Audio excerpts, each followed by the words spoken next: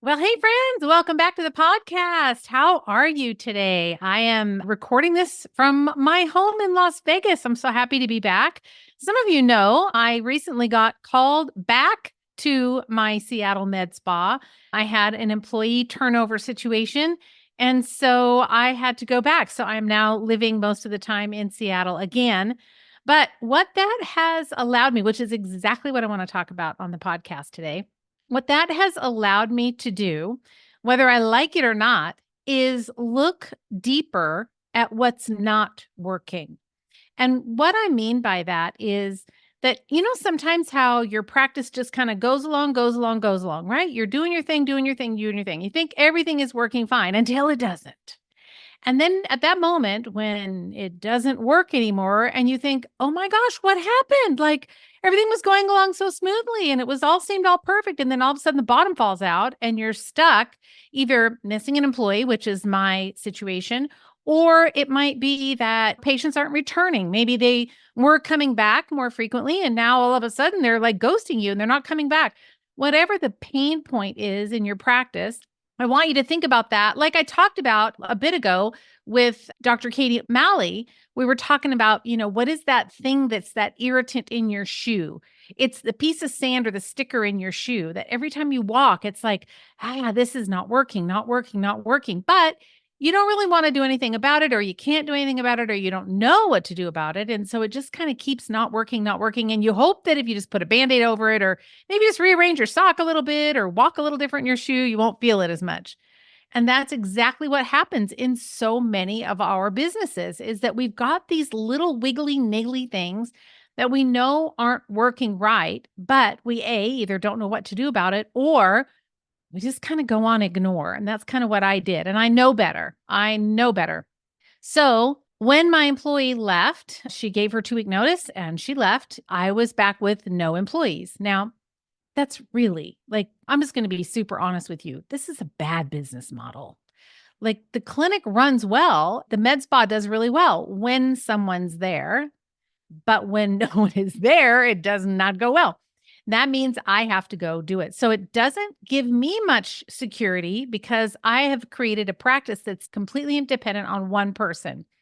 Kind of like your business, right? If you were to get sick or have to move or you had an ill family member and you were like, I got to go, what would happen? Who would take your patients? Who would step in?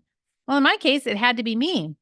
But in your case, maybe an associate practitioner, maybe, you have a friend who's a chiropractor down the street and she can start taking some of your, patients that way.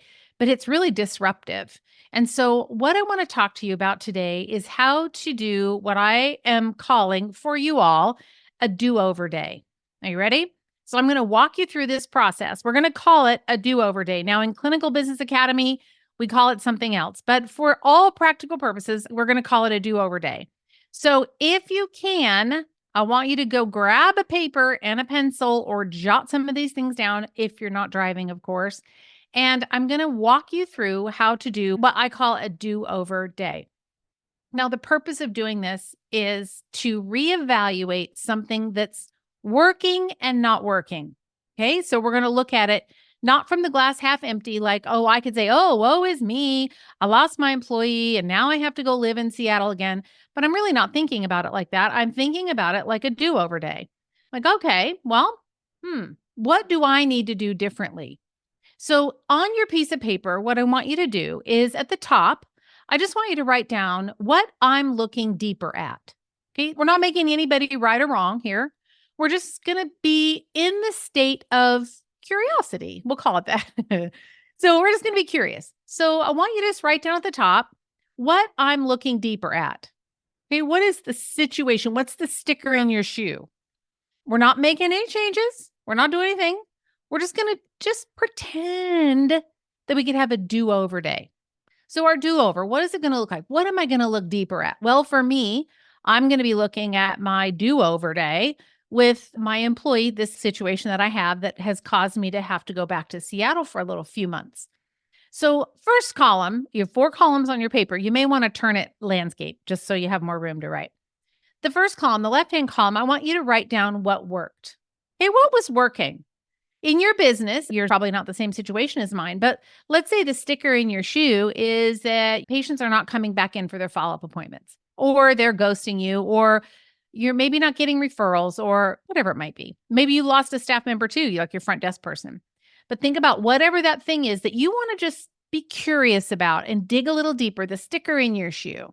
So in that left-hand column, I want you to write down what worked. Okay, what was really great about what was working? When it was working, what was really awesome about it? Well, for me, what worked was I had an employee in Seattle and she was like running everything on the day-to-day basis. It allowed me to be able to live at my home in Las Vegas and be able to back and forth to support her in that business. So that worked really well for me. It worked well for me that I had that extra income coming in because I had someone working in the business. I didn't have to do it. So it allowed me to have income. There was some other, benefits that kind of went along with that. So there were definitely some things that were working. Now, the next column, I want you to write down what didn't work. Okay, what didn't work? Well, I probably have kind of a long list of things. And because this is a podcast and I don't want anybody to think bad about, anybody who worked for me or anything, but I could, looking back now, because remember, we're doing a do-over day. We're just doing a do-over. Maybe we call it a do-over exercise. But I think back and think, okay, well, what didn't work? Well, what didn't work was maybe the way that there was communication. I didn't have a good system in for regular communication. That didn't work. What else didn't work was that it was just a one-person office. And when you have an extrovert in a one-person office, the extrovert doesn't like that, right? They're lonely. They don't like being alone. That didn't work. So, I could write down all the things. So I want you to do the same thing. Write down the things that didn't work. So the first column on the left is what did work about your sticker in your shoe situation. The next column is what didn't work. Okay. Now we just have what did, what didn't. We're not making anything right or wrong. We're just being very objectively observant about the situation, the sticker. The third column, I want you to write down what you would do differently next time. Okay. So this is, if you could do it over again, and I'm not saying you have to. In my case, I am doing it over again because she's gone. So now I'm going to recreate the business. But that's because I did this exercise. So I'm kind of walking you through what I did. So in the third column, you're going to write down what you would do differently next time. So let's just say it has to do with patient follow-ups for you. For patient follow-ups, what would you do differently next time? Would you make sure that they scheduled before they left your office? Maybe. Would you make them pay ahead or put a deposit down for that appointment? That could be a possibility. Maybe you want to do that. Maybe you, instead of having them do one-off follow-up appointments, maybe next time you might say, well, I think I want to put it all in like a package kind of a thing. So it's like a 3-month program or a 3-month package so that it's already paid for up front. If the reason they're not rescheduling is financial. Maybe they're not following up and rescheduling because it's just you. Now, this could be painful, so don't be mad. Don't shoot the messenger here. But maybe it's too hard to get a hold of you. Maybe when they call, it only goes to voicemail and they have a question before they want to schedule and they need to find out a time and you don't have anything on your scheduler. Or maybe your online scheduler doesn't work. Maybe the link is broken. So you got to kind of look like, what would you do differently next time? So if it's because the patients haven't been able to get a hold of you, okay, well, maybe could you hire somebody to answer the phone for you when it rings and pay them, $25 a day to answer the phone if it doesn't ring too much?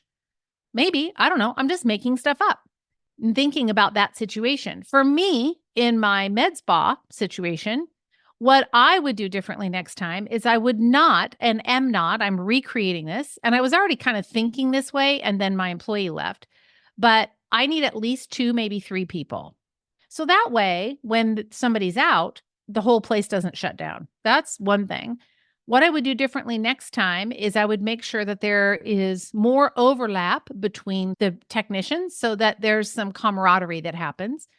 And then the third thing, big thing that I would do differently next time is I would take away some of the responsibilities from that position and delegate that out to a virtual assistant, because they were tasks that that position didn't need to be doing. And I was already in process of doing that. I was just a little bit late and the employee just decided to go work somewhere else. closer to home, that as well. So that's okay. But this just gives me an opportunity to say, okay, what would I do differently next time? Well, in this case, these are three of the things that I'm going to do differently. So now that's your third column. The fourth column, this one is so important. The fourth column is when you write down what are your non negotiables for your new situation. What are the non negotiables? I mean, these are things that you would get out of the bathtub, dripping wet, shampoo in your eyes, and say, I'm going to die on this hill. This is a non negotiable for me in this situation. Non negotiable. Well, what might that be? If it has to do with your follow up, your patient follow ups in this case, what is a non negotiable for you? Maybe a non negotiable for you is that they don't go longer than 4 weeks, period. That's it. And if they go longer than 4 weeks, then you fire them. I mean, that sounds a little harsh, but you understand my point. Maybe that's a non negotiable for you. Maybe another non negotiable for you is that I don't know, it has to do with supplements, that they only order them through your practice, or you have to decide. Maybe they can't cancel within 3 days. Maybe that's a non negotiable for you. So, as it has to do with that situation, not your whole business, we're not doing a do over day or a do over, reconstruct for every little thing in your business. But when something's not working, and if you could say, okay, look, if I could do this all over again, like I'm thinking about with my med spa, if I could do this all over again, what would I do different? What would I look deeper at? What would I do different? Well, we look at what's working, and then we look at what didn't work. And that's usually pretty easy to identify. What I might do differently next time. Sometimes we get limited by the nose. In other words, the protective part of your brain wants to say, oh, well, you can't do that. Or someone else told you, oh, you can't do that. That'll never work. That just won't work. Of course you can't do that. And sometimes knowing what you would do differently next time, I know this is going to sound crazy. Well, it probably won't sound crazy to you because you guys are all crazy with me anyway. But I think sometimes we get the best insight about what's possible when we are out hugging trees and we're walking on the ground and we are connecting with nature. We're getting that nice deposit of electrons. We're opening up those energy pathways. The meridians are working well. The chakras are open. Like all of the energetic part of the body is working well. Sometimes that's when your most creative things happen. I mean, I suppose you could do some mushrooms or something and you could get creative that way and that floats your boat. But nonetheless, you have to be willing to be open to something that seems impossible. And I'm going to tell you in a minute what I'm going to do that seems impossible to me. But I'm going to try it. And I will tell you that in a minute about my med spa. So then we want to think like, okay, be creative. Oh, but think outside the box. What would it look like what if I could have it this way? Well, maybe it is impossible, but you don't know till you think about it. And the last thing is, what are your non-negotiables? What are the things that you say, look, no matter what, these are the things that I'm a die on the hill. I'm not going to tolerate this. So for me, the non-negotiables for me, at least in the med spa, absolutely 100%, you have to be there 30 minutes before the patient appointment. Don't care. Don't care. If there's traffic and there's going to be traffic, because in Seattle, there's always traffic. If there's going to be traffic, then you better leave 30 minutes before you think you're going to be able to be there. Because it is a non-negotiable for you to not be there 30 minutes before the appointment, period. I will die on that hill. And that allows you to prep the room and get all ready and, know who you've got and get the notes and review the notes and all that. So there's that. That's a non-negotiable for me. Another non-negotiable for me is that at the end of the day, everything is back exactly how it needs to be for the next person that comes in the next morning. And all the charting and paperwork is done at the end of the day, period. Nothing is left over. That is a hill I'm going to die on, period. Now, you might say, oh, geez, is she talking to me? I haven't done my charting for 2 months. Well, listen, if that's not a hill you want to die on, fine. It's just my hill. So you got to pick your hills, right? These are the non-negotiables that you are not willing to give up. You're not willing to let go. So now you have your 4 columns. You have your what worked, what didn't work, what you would do differently next time, just hypothetically, and then what your non-negotiables are. Now you're going to take that list And then you're going to rewrite the situation. This is when you get to write a system in your business. So there might be a system for follow-ups or a system for new patients. Maybe something's not working with your new patient flow. Maybe something's not working with the way that you are ordering supplements. That's a sticking point. I'm going to have to do another one of these for that because that is a sticking point. And I know if it's a sticking point for me, it's a huge sticking point for you too. So I'm thinking about that. We have it partly solved, but not all the way solved. And I don't like it when it's not all the way solved. So that's another one, probably a podcast for later. But then you want you to rewrite it. Okay, now in your perfect scenario, what does this look like? What is the perfect thing in this situation? Follow-up appointments, new patient appointments, supplements, whatever your sticker is in your shoe. So now I'm going to tell you what I'm going to do that's different. I've never, ever seen this done in the med spa industry. So just to kind of paint a picture for you, and I think this might be relevant for some of you. In the med spa space, there's always, these big, beautiful med spas, and they spend like, $500,000 decorating out the inside of their spa. And it's got the lights and the music and the waterfalls and all the pretty gold and the sparkling things and all that. That is not me. I'm not a blingy person. I'm just not. My med spa is very small, very boutique, very small, 850 square feet. And we have 3 treatment rooms and a small little front office and a little storage room with a sink and another storage room that's a closet. That's it. Can fit 3 chairs, a table, and a desk in the waiting area. That's it. It's very small, but I love it that way. Like, it's my style. It's my brand. It's what I love. Now, most of these med spas will have a receptionist at the front desk. And that receptionist is like, "Hello, Mary, welcome in." It's so just like you have a front desk person, right? "Welcome in, blah, blah, blah. Take your money, check you out, check you in, put you in the back, put you in a little pretty robe." All the med spa feels, not my jam. So we get in, get it done, and get out. We're like the executive med spa for executives. Get in, get your treatment, and then get out. So for me, having a receptionist is like, A, I don't really have room. B, I don't want to pay somebody to sit around and not be as busy as I want them to be. Like, I want them performing and doing work. So I was having the technician do the receptionist work. Does it make sense? So I was having my esthetician answer the phones, follow up on emails, take payment, create invoices, do all the things. And I realized that that was a sticking point. I just hadn't figured out how to solve it. But what I'm going to do, and this is me thinking about what I would do differently next time. I'm just being open. And let me tell you, I'll tell you if this doesn't work or if it does work. But what I'm going to do is I'm actually going to hire a virtual receptionist. I don't know of a med spa that does it that way because all the med spas are like, "Well, hello, somebody up there all dressed cute, young girl, all cute and everything." Not my thing. It's a non-negotiable for me to hire someone to just sit there all day. And besides, they'll quit because they get bored. So I'm going to hire a virtual receptionist. And what this virtual receptionist is going to do, see, I've already done this do-over day. I've already done what you're doing. And what my virtual receptionist is going to do is answer the phone virtually, which she can do.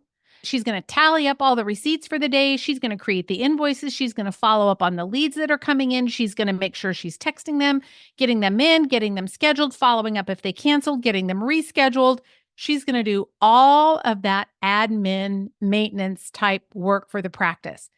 And the reason this is so great is because then the technicians have more time to generate the revenue. So now my med spa techs, my estheticians, can see the patient, go in, do the treatment, come out, get them out the door. Next patient, come in. And I'm not a puppy mill. Like, I don't want to do it that way. But you understand my point. Otherwise, they're spending 15 to 20 minutes doing all that paperwork. So I'm dividing and conquering. So I'm going to divide out. I'm going to give away some of those responsibilities to the virtual receptionist. And then I'm going to let my techs do what they're really good at. So how do you feel about that in your practice? Is there something in your practice that you could delegate like this to a virtual receptionist or a virtual assistant of some kind that frees you up as the technician? Just like I've got the techs in the med spa, you're kind of like the tech in your business, right? You're the doctor, you're the provider. So what do you need to farm out, so to speak, and give to somebody else so that you can see 1 or 2 or 3 more people in a day? And you're not stuck behind a front desk invoicing and following up and returning phone calls. Like, really, if you set the system up right, someone else can do that for you. There should not be a problem with that at all. So that's where I'm at. That's my really honest story. I am back in Seattle doing the thing again because I just needed to do another do-over day. I needed to figure out how to fix the problem. This is the second time this has happened to me. The last time I was there almost 2 years. This time it won't be so much. I've actually hired 2 techs and 2 estheticians, so I'm very excited about that. Now my next hire is to hire this virtual receptionist. So, maybe in the future I'll do another podcast about how this whole virtual receptionist thing is going. I'm very clear about how good it is to work with virtual assistants, but you have to remember virtual assistants are kind of behind the scene, right? They're helping me directly or someone on the team. This virtual receptionist is being the front face of the business. They're the like, hey, welcome. They're that person. I've never done this part before, like this in a med spa environment. So I'm interested to see how this is going to go. If this was helpful for you, will you please just shoot me an email? Send it to support@rondanelson.com and let me know what you think. And if you email me, I will send you the worksheet for the do-over day. I will actually send you a worksheet and then you have something to work from. But just email me, support@rondanelson.com. Let me know what you think. Like, yes, this was resonated, or no, I think you're off your rocker. It's okay if you think that. I still love you. We can still be friends. So anyway, have an awesome day. Don't forget, if you are really in a situation where you're tired of struggling, feeling overwhelmed, alone, embarrassed, all the things about where your business is at, and you're just ready to grow and you're ready to make more money and you're ready to serve more people and you're ready for your business to work more efficiently, to be streamlined with systems and things that make it work better and more efficiently like a well-oiled machine rather than you always having to put out the fires. There's one problem and another problem and another problem. Clinical Business Academy is where you need to be. So go to rondanelson.com/CBA. You can get all the details. You can sign up, enroll, and we can get you turned around, my friend. I promise this is what I am good at.